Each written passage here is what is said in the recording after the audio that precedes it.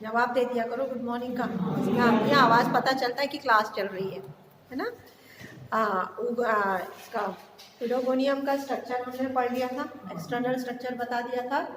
Reproduction बताना है। Reproduction 3 प्रकार से होता है, कायिक जनन, अलैंगिक जनन और लैंगिक जनन। ठीक है, कायिक जनन के 2 तरीके हैं, फ्रैगमेंटेशन यानी खंडन। किसी भी वजह से, जो आप खोल के देखिए यूडोगोनियम का जो स्ट्रक्चर मैंने बताया था तंतुनुमा होता है, किसी भी कारण से यदि ये तंतु किसी वजह से टूट जाता है, ठीक है, तो उसकी जो बची हुई कोशिकाएं हैं वो डिवाइड करके कैप सेल्स बन जाती हैं और अपनी लंबाई को बढ़ा लेती है। इसी को तो बोलते हैं जनन। अगर 4 कोशिका का है, ओरिजिनली वो 20 कोशिकाओं का था और टूट करके 4 का रह गया, तो 4 कोशिकाएं वापस अपनी संख्या बढ़ा के 20 कर लेंगी। 20 से ज़्यादा होते हैं, कई 50, 60, 100, 150 भी कोशिकाएं हो सकती है और इससे भी ज़्यादा हो सकती हैं, क्योंकि बहुत माइन्यूट होता है, अपन को नज़र नहीं आता। तो किसी भी वजह से चूँकि पानी में पाया जाता है, तो पानी के बहाव से या कोई कीट, इंसेक्ट आके उसे काट ले, या कोई पत्थर वत्थर या पत्ता या लकड़ी टूट के गिर जाए, उस वजह से फ्रैगमेंटेशन किसी भी वजह से हो सकता है, खंडन। और ये फिलामेंट जितने भी टुकड़ों में विभाजित होगा वो सारे टुकड़े नया यूडोगोनियम बना लेंगे। अकाइनिड्स ये विपरीत परिस्थितियों में बनती हैं। हमेशा अकाइनिड्स, मैंने आपको नॉस्टॉक में भी बताया था कि अकाइनिड्स का निर्माण होता है अनफेवरेबल कंडीशंस में, जब पानी सूख जाता है। कहाँ पाया जाता है यूडोगोनियम? फ्रेश वाटर में। पानी सूख जाएगा तो भोजन कुछ भी नहीं मिलेगा, सब कुछ तो पानी से मिलता है इनको, तो फिर ये जिंदा कैसे रहेंगे? तो उसकी कुछ कोशिकाएं, सारी नहीं, जो तंतु की कुछ कोशिकाएं जो हैं, आप साथ साथ लिखते जाया करो। कल मैंने आपको ना पूरा तजुर्बा बताया था ना कि आपका कुछ छूटना नहीं चाहिए। आप ये यूडोगोनियम की कुछ कोशिकाएं, 4 या 5 कोशिकाएं अपने चारों तरफ बहुत मोटी भित्ति बना लेती हैं। अपने चारों तरफ केंद्रक के आशुक बात में, केंद्रक के चारों तरफ बहुत मोटी भित्ति जब बना लेती हैं कोशिकाएं, और उनके अंदर पर्याप्त मात्रा में खाद्य पदार्थ संचित रहता है, तो इन कोशिकाओं को कहते हैं अकाइनिड्स। ये कहलाती हैं अकाइनिड्स।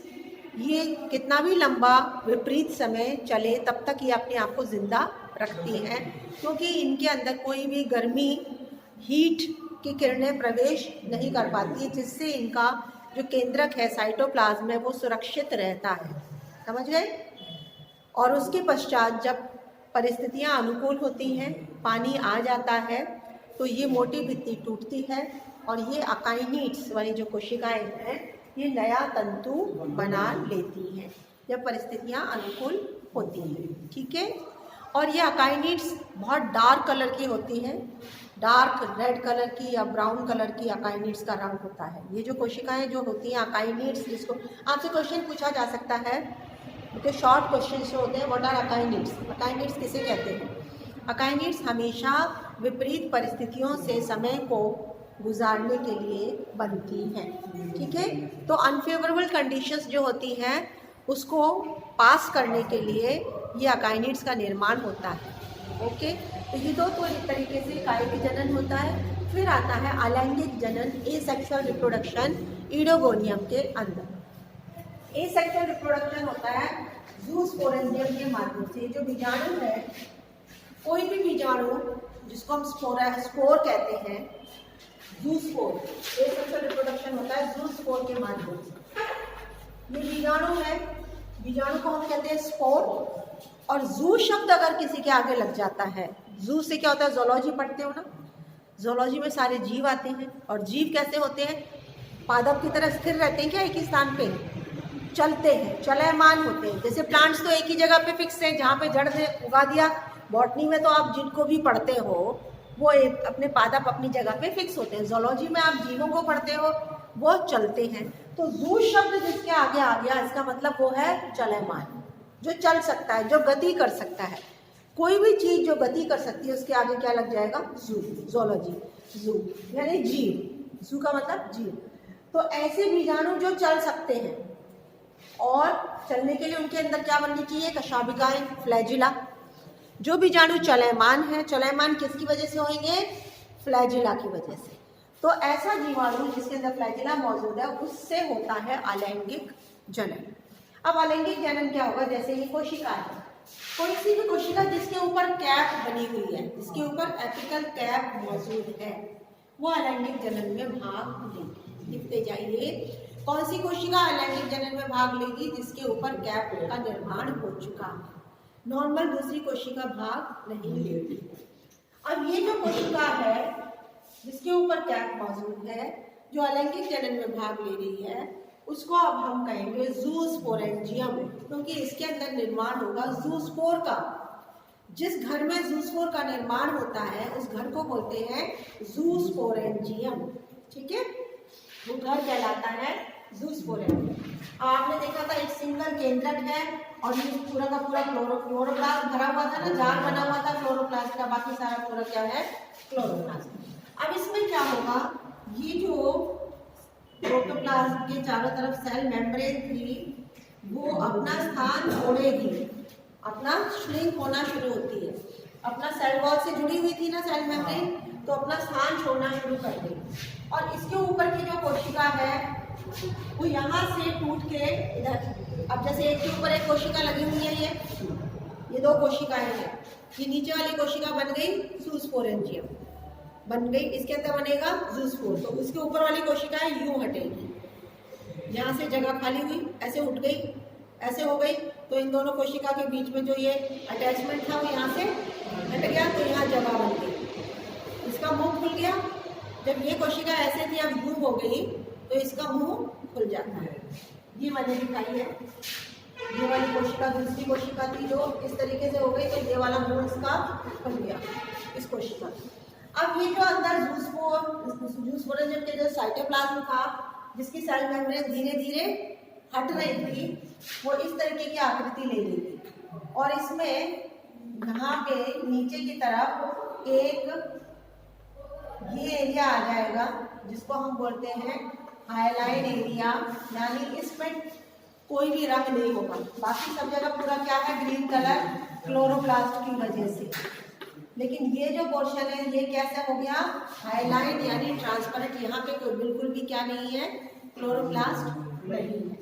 ठीक है, और ये बिल्कुल ऐसे गुब्बारे नुमा आकृति से यहाँ पे नीचे म्यूसिलेज आ जाता है। इसके नीचे क्या होता है, ये म्यूसिलेज। म्यूसिलेज की प्रवृत्ति होती है कि वो जल को अवशोषित करता है। जब ये खुलेगा और म्यूसिलेज बाहर से जो पानी के अंदर ही तो है, ये तंतु इंडोगोनियम किसके अंदर है, पानी के अंदर, ये म्यूसिलेज पानी को एब्जॉर्ब करेगा। जब पानी को एब्जॉर्ब करेगा तो ये फूलेगा, गोंद को पानी में डाल दो तो फूल जाता है ना, इस तरीके से आप छोटा सा चना होता है उसको पानी में डालो तो फूलता है ना। कोई भी चीज जो पानी एब्जॉर्ब करेगी तो अपनी साइज को बढ़ा लेगी, जैसे बढ़ाएगी तो ये जो बन रहा था ज़ूस्पोर ये बाहर की तरफ धकेला जाएगा। ठीक है, बाहर की तरफ धकेला जाएगा तो ये निकल करके बाहर आ जाएगा, ज़ूस्पोर निकल करके बाहर आ जाएगा। अब इसमें ये जो जगह मैंने बताई थी हाइलाइन एरिया, इसके नीचे बहुत सारे बेसल ग्रैन्यूल है यानी छिद्र हैं चारों तरफ, ये इस तरीके का है, चारों तरफ यहाँ पे क्या है, छिद्र है, नाशपाती के आकार का बन गया। ये ऊपर का एरिया हाइलाइन एरिया हो गया और इसके नीचे क्या है, पूरे चारों दिशाओं में क्या है, छिद्र, जिनको बोलते हैं बेसल ग्रैन्यूल। प्रत्येक छिद्र में से एक फ्लैजिला निकलेगा, कशाभिकाएं, प्रत्येक छिद्र में से क्या निकल रहा है, फ्लैजिला। समझ गए? तो इसका मतलब इसमें कितने फ्लैजिला है, अनगिनत, इनडेफिनिट फ्लैजिला, बहुत सारे, कोई संख्या फिक्स नहीं है। ये क्वेश्चन पूछा जाता है वन वर्ड आंसर में कि ऐसा कौन सा शैवाल है, पादप है, जिसमें मल्टी फ्लैजिलेट ज़ूस्पोर पाया जाता है। मल्टी फ्लैजिलेट ज़ूस्पोर पाया जाता है, यानी ऐसा ज़ूस्पोर जिसमें बहुत सारी कशाभिकाएं हैं, ऐसा कौन सा शैवाल है।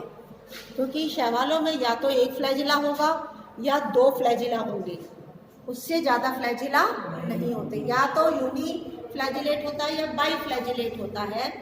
लेकिन ईडोगोनियम एकमात्र शैवाल ऐसा है जिसके ज़ूस्पोर में मल्टी फ्लैजिलेट कंडीशन पाई जाती है, बहुत सारे फ्लैजिला पाई जाती है। ठीक है, ये जमीन इसमें से निकल के ज़ूस्पोरेंजियम, ये क्या रह गया, खाली ज़ूस्पोरेंजियम, ये ज़ूस्पोरेंजियम रह गया और इसके अंदर ये जो बना है ये क्या है, लूज फोर्ड, ये क्या है? Loose Ford. लूज इसलिए बोलते हैं क्योंकि इसमें फ्लैजिला लगा हुआ है। ओके, अब ये आधे घंटे तक तो पानी में तैरेगा।